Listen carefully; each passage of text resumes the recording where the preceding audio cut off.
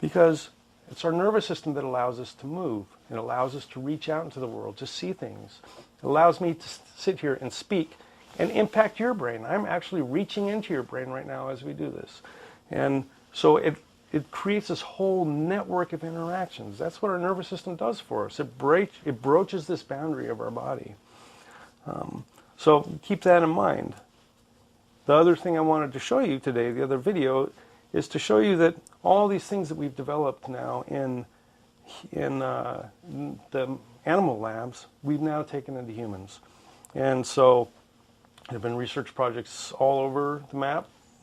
The ones we're engaged in here in Arizona involve children at Phoenix Children's Hospital who are undergoing surgery for intractable epilepsy. So you can imagine these are children who may be having 15 or 20 seizures a day, and give them medications, really heavy medications that turn them essentially into zombies, and that's not stopping the seizures.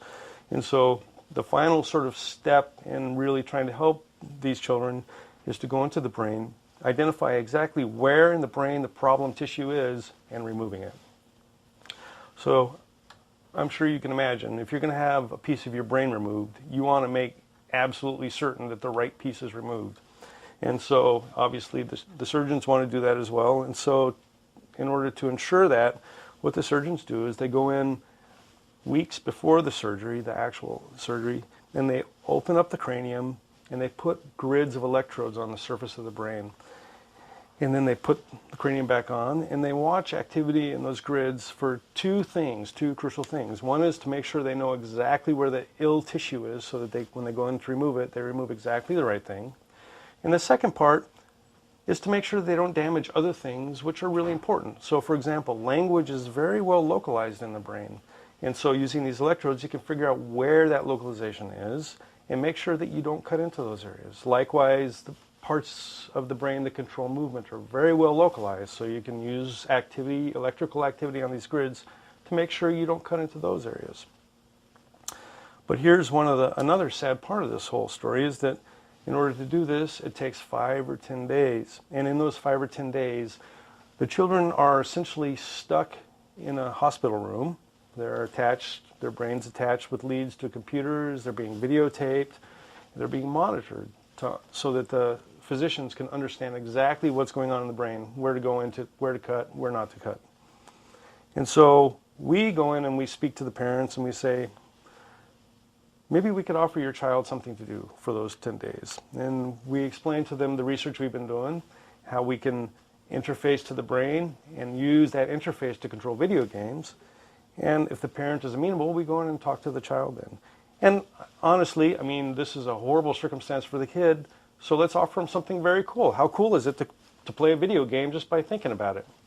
So if we get agreement from the parents and the children, we bring the video game in, we take these electrical activity from these grids, we attach them to the video game, and we teach the kids to play the video game. So the second video I'm showing you here is an example of a video game that we've taught a kid to play just by thinking about it, lying on his bed thinking about it. And this game is modeled after a soccer match.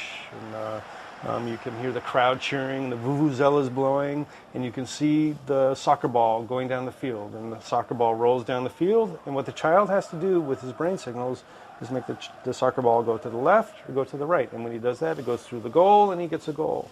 It's all very exciting. It's also a video game. It's a very simple video game, but that very simple video game allows us to probe what's going on in the brain while people learn to do things. And so we'd like to extend that in all kinds of interesting new ways. Before I get to those, though, I want to make you think about one additional thing. So I told you that the nervous system suffuses the whole body, and that one of the things that's truly amazing about having a nervous system is that it allows us to broach the boundaries of our body. Well, these technologies, hopefully, that we're developing will allow people to broach those technologies in a whole new way. We can now use those to interface directly to a computer. Well, if we're going to build technologies like this for prosthetics, say to control a prosthetic hand, that becomes a little bit more of an interesting challenge because prosthetic hands also need to have sensation. So we need to be able to feel what we're doing with those devices. So there's a whole new push out there in this world of technology development to build interfaces which are bidirectional. So we can take signals out, use them to control a device, but we can also take information from the device. How much force are we applying? Where do we feel the edges? What's the texture like? What's the temperature like? And put that back into the brain. We have all kinds of effort devoted to that right now, not just here in Arizona, but anyone who's involved in neuroprosthetics is involved in understanding how to stimulate the brain to provide information into the brain. Well, if you pause a moment to think about it, you realize that we now have an input-output system for the brain. That's what we're developing. So if you have an input-output system for the brain, what can you do? Well, you can do just what the nervous system does. You can interface to things. You can extend out. We can hook two brains together and have a network of brains. We can have a whole syncytium of brains. We can have a whole room full of brains that are working together to solve problems, to work together on things. We do that anyway, but now we can do that through direct connections between individuals. So I think this is really remarkable.